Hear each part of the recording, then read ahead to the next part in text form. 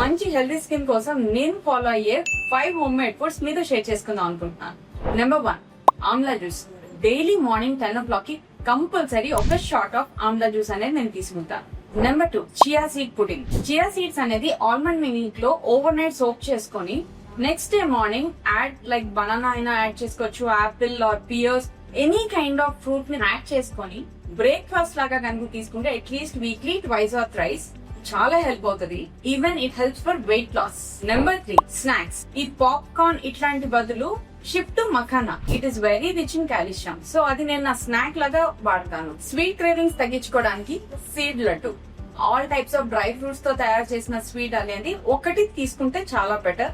అది హెల్తీగా ఉండడానికి and it's very rich in iron two.